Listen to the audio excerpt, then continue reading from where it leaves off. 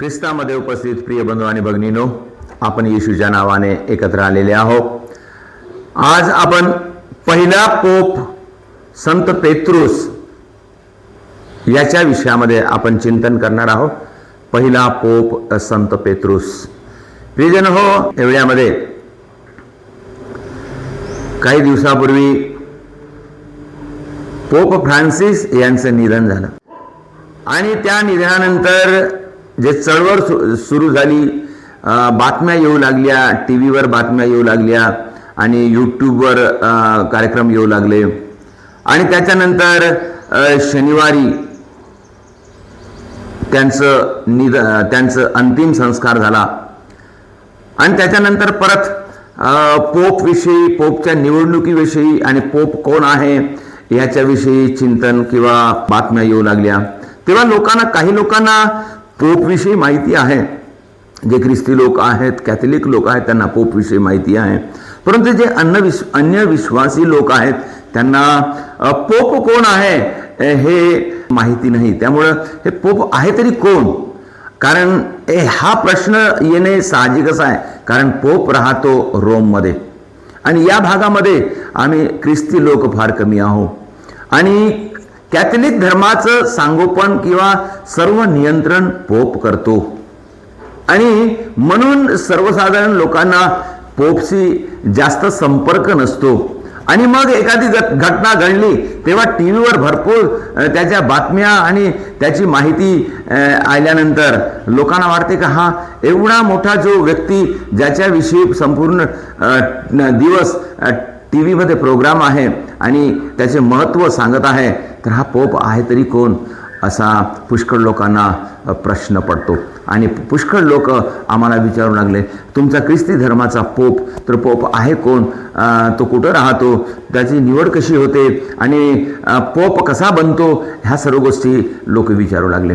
प्रियजन हो, त्याच उद्देशाने मी एक व्हिडिओमध्ये तुम्हाला पोप कोण आणि पहिला पोप कोण याविषयी थोडक्यात माहिती सांगतो. प्रियजन हो, पहिला पोप संत पेत्रुस, पहिला पोप. हा कसा पोप बनला, कसा बनला, कोण बनवलं त्याला पोप आणि पोपचे कार्य काय आहे? तर येशूने आपल्या कार्यामध्ये 12 शिष्यांना निवडलं. त्यांनी स्वर्गराज्याची घोषणा करताना 3 वर्ष या पृथ्वीवर 3 वर्षाच्या कालावधीमध्ये त्यांनी स्वर्गराज्याची घोषणा केली आणि ह्या पृथ्वीवर वेगवेगळ्या ठिकाणी तो फिरला. ज्या गालिलामध्ये काना येते आणि रोम या भागामध्ये, त्या भागामध्ये येशू फिरला आणि त्यावेळेस येशूने 12 शिष्य बनवले आणि 12 शिष्यांपैकी एक म्हणजे संत पेत्रुस आणि त्याला येशूनं प्रमुख बनवलं. 12 पैकी प्रमुख बनवलं. कारण पेत्र हा फार हुशार होता, पेत्र हा विश्वासू होता आणि पेत्र हा एक देवाच्या कृपेनं भरलेला किंवा देवाने त्याला एक विशेष अनुग्रह दिलेला असा व्यक्ती होता. एकदा येशू 12 शिष्यांसोबत बोलत होता. बोलताना येशूने म्हटले, आपल्या शिष्यांना विचारलं की लोक मला कोण म्हणून म्हणतात, लोक मला कोण म्हणून म्हणतात. तेव्हा वेगवेगळ्या शिष्यांनी वेगवेगळं उत्तर दिलं. काय उत्तर दिलं? एकानं म्हटलं का लोक म्हणतात की तुम्ही बप्तिस्मा करणारा योहान परत आला असं कोणी म्हणतात, किंवा कोणी म्हणतात एलायजा मृतातून उठला असं म्हणतात, किंवा कोणी एक संदेष्टा. अशा प्रकारे पुष्कळ लोक तुम्हाला म्हणतात असं वेगवेगळ्या शिष्यांनी उत्तर दिलं. परंतु येशूनं त्यांना परत विचारलं की तुम्ही मला कोण म्हणून म्हणता? तुम्ही माझ्यासोबत राहिलेले, मला अनुभव घेतलेले, माझ्यासोबत माझ्या कार्यामध्ये सहभागी झालेले, तुम्ही मला कोण म्हणून म्हणता? तेव्हा पेत्राने म्हटलं, तुम्ही जिवंत परमेश्वराचे पुत्र आहात. आणि खरोखर प्रभू येशू कोण आहे? हा प्रभू येशू ख्रिस्त मरियेच्या पोटी जन्मला, मानव बनून जन्मला, परंतु हा मानव नाही, तर जिवंत परमेश्वराचा पुत्र आहे. जिवंत परमेश्वराचा पुत्र म्हणजे परमेश्वर पित्याने जे हे सर्व सृष्टी बनवली त्या परमेश्वर पित्याचा पुत्र आहे तो, म्हणून त्यांनी कबूल केले. त्याच वेळेस येशूने त्याला म्हटलं, पेत्रा, सिमोना, तू खडक आहेस आणि ह्या खडकावर मी माझी मंडळी रचीन आणि मी तुला स्वर्गाच्या कुंजा देतो आणि जे काही तू या पृथ्वीवर बांधशील ते स्वर्गात बांधले जाईल आणि जे काही या पृथ्वीवर तू खुले करशील ते इथं खुले स्वर्गात खुले केले जाईल. तर अशा प्रकारे त्यांनी त्याला अधिकार दिला आणि त्याच वेळेस त्याला ठरवलं की तू यानंतर हा पुढारी बनशील, तू मुख्य बनशील आणि तो पोप पहिला पोप झाला आणि तो आपले कार्य करू लागला आणि त्यांनी रोममध्ये त्यांनी भरपूर कार्य केले आणि त्याचा मृत्यू रोममध्ये झाला. त्याला उलट टांगून त्याला क्रुसावर मारण्यात आलं रोममध्ये आणि तो मेल्यानंतर त्याच्या नावाचं तिथं एक मोठं चर्च बनवण्यात आलेलं आहे.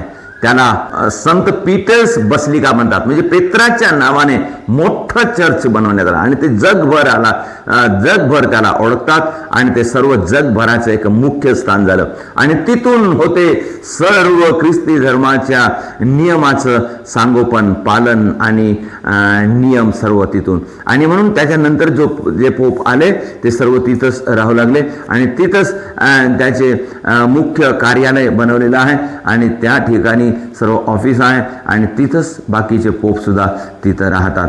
आणि पेत्र हा पहिला पोप आणि त्याच्यानंतर आतापर्यंत 266 पोप झालेले आहेत. पोप फ्रान्सिस हा 266वा पोप आणि आता जो कोणी येईल तो 267वा पोप येईल. तर अशा प्रकारे पोप हा ख्रिस्ती धर्माचा एक मुख्य धर्मगुरू आणि तो सर्व जगभरातल्या चर्चचं सांगोपन करतो. त्याच्या हाताखाली कार्डिनल्स असतात आणि त्याच्या हाताखाली सर्व कार्डिनल्सच्या हाताखाली बिशप, आर्च बिशप, फादर लोक सर्व होतात आणि वेळोवेळी त्यांच्याद्वारे चर्चमध्ये जे काही नियमावली लावण्यात येते किंवा काही बदल करण्यात येते किंवा विश्वासामध्ये काही घोषणा करण्यात येते किंवा विशेष काही माहिती करण्यात येते किंवा एक कोणाला संत बनवायचं आहे ते करता येते किंवा एक विशेष सण घोषित करणे आहे ते सर्व पोपच्या द्वारे होते. आणि पोप हा पवित्र आत्म्याने भरलेला असतो कारण पोपची निवड पवित्र आत्म्याच्या प्रेरणेने करण्यात येते आणि म्हणून तशा प्रकारे हा पोप हा ख्रिस्ती धर्माचा मुख्य धर्मगुरू आहे आणि सर्वात मोठा अधिकारी आहे आणि त्याच्याद्वारे त्याचं सांगोपन होते. आणि अशा प्रकारे पोपची निवड आता आम्हाला माहित आहे पोप फ्रान्सिसचं याचं निधन झालेलं आहे. आता नवीन पोपची निवडणूक लवकरच होणार आहे आणि नवीन पोपच्या निवडणुकीला कॉन्क्लेव्ह असे म्हणतात आणि हे कॉन्क्लेव्ह कशा प्रकारे होते तर हा कॉन्क्लेव्हसाठी एक विशेष मीटिंग फक्त कार्डिनल लोक आणि तिथं येऊन आणि त्यांनी मत देतात आणि ज्या वेळेस त्यांचं मत देण्यात येते त्या मताच्या वेळेस त्यांचा बाहेरचा कोणताही कॉन्टॅक्ट बंद असतो. मोबाईल, वायफाय, कोणतेही फोन वगैरे सर्व बंद असतो आणि ते बंद खोलीमध्ये 16 चॅपल म्हणून एक जागा आहे तिथं जमा होतात आणि ते सर्वजण आपापले मत एका चिठ्ठीवर लिहून ते तिथं देतात आणि त्याच्यानंतर त्याची मतमोजणी होते आणि मतमोजणी झाल्यानंतर ज्या कोणा कार्डिनलला 2/3 मत मिळतो तो पोप निवडला जातो आणि जोपर्यंत 2/3 मत कोणाला मिळत नाही तोपर्यंत त्यांना पूर्ण इलेक्शन परत होत असते आणि जेव्हा इलेक्शन होते आणि 2/3 जर मत मिळत नाही तेव्हा त्या चिठ्ठ्या एक विशेष केमिकल टाकून जाळून टाकण्यात येते आणि त्याच्यातून काळा धुवा निघण्यासाठी केमिकल टाकतात आणि जेव्हा काळा धुवा निघते तेव्हा लोकांना समजते की पोपचं इलेक्शन झालेलं नाही. आणि जेव्हा 2/3 मत भेटून कोणी एक पोप निवडला जातो तेव्हा त्या चिठ्ठ्या सफेद धुवा निघणाऱ्या केमिकलने जाळून त्याच्यातून सफेद धुवा बाहेर निघतो आणि तेव्हा मग त्या पोपची निवड झाली आहे अशी सर्व लोकांना सूचना मिळते. आणि तेव्हा त्या पोपला एक नवीन नाव घेण्यासाठी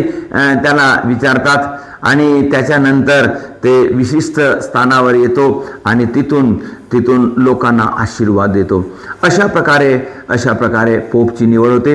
आणि त्याच्यानंतर मिसाबलदान होते आणि मिसाबलदानामध्ये त्याला रिंग म्हणजे फिशरमॅनची रिंग दिल्या जाते आणि त्याला त्याच्या नावाचा एक स्टॅम्प दिला जाते. तर अशा प्रकारे पोपची निवड होते आणि आता लगेचच आम्हाला नवीन पोप मिळणार आहे. आणि त्याच्यासाठी प्रिय बंधू आणि भगिनी, एक चांगला पोप देवाचे कार्य करणारा आणि देवाच्या आशीर्वादाने एक चांगला आमच्या सर्वांचं चांगलं सांगोपन करणारा किंवा आम्हाला चांगला विश्वासामध्ये वाढवणारा, विश्वासामध्ये समोर नेणारा, आम्हाला मार्गदर्शन करणारा एक कॅथलिक धर्म मंडळीला एक चांगल्या दिशेने नेणारा पोप मिळावा म्हणून आपण प्रार्थना करूया. देवाला धन्यवाद देऊया. देवाच्या नावाने एक चांगला पोप मिळण्यासाठी आपण प्रार्थना करूया.